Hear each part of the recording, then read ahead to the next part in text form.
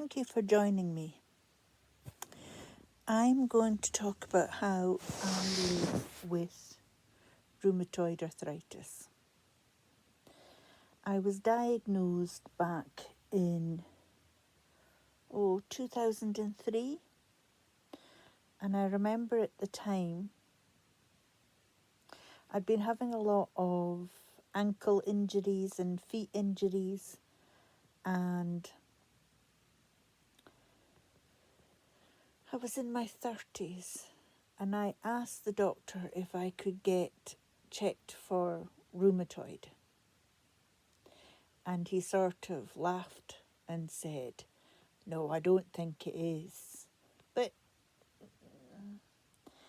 he agreed to do the test.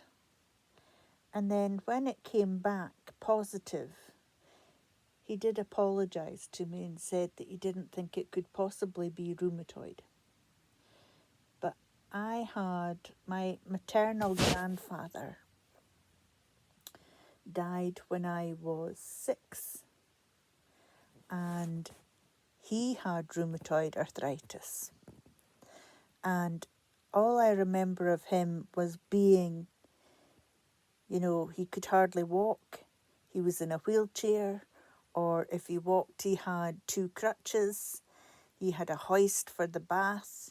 And my grandmother really was a slave looking after him. So why am I doing this? I don't think, and I've looked on YouTube, that there isn't really a lot of people talking about how they cope with rheumatoid arthritis.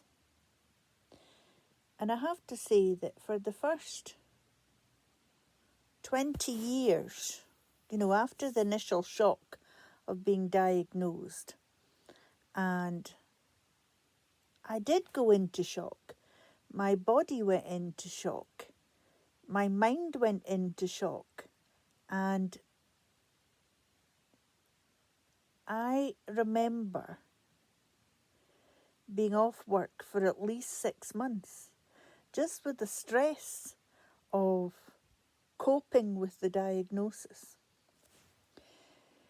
Anyway, I had a good rheumatologist that was given to me, and he'd check my joints and do all the tests that you have. And I was put on sulfasalazine. It felt a bit strange to me that it was the same drug that my grandfather had been on all those years ago. And basically for the first 20 years, you learn to live with the horrible stomach cramps and loose bowel that goes with sulfasalazine. And I swore that the only thing really that was keeping me walking was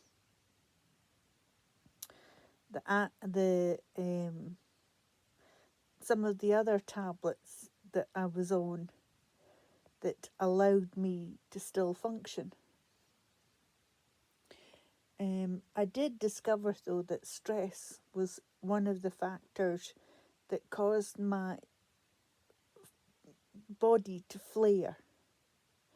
And then I would see, at certain times that I needed a stick to walk, or,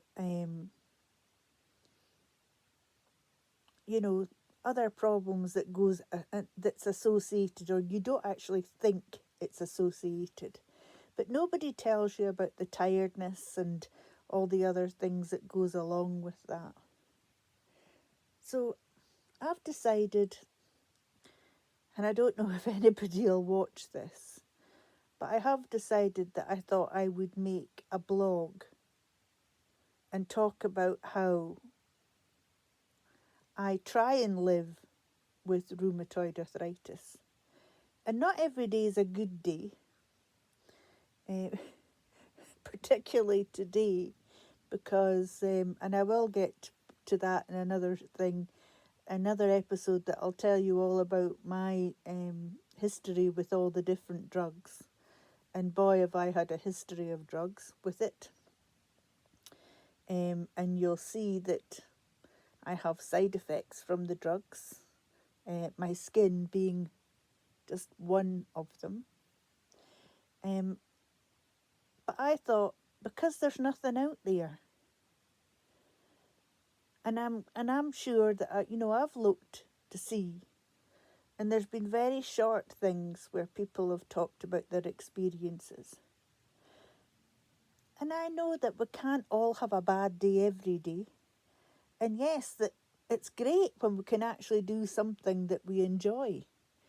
But if anything, the last 3 years has taught me a lot of how it is really living with rheumatoid arthritis when it's at its worst, and when I feel at my worst with it.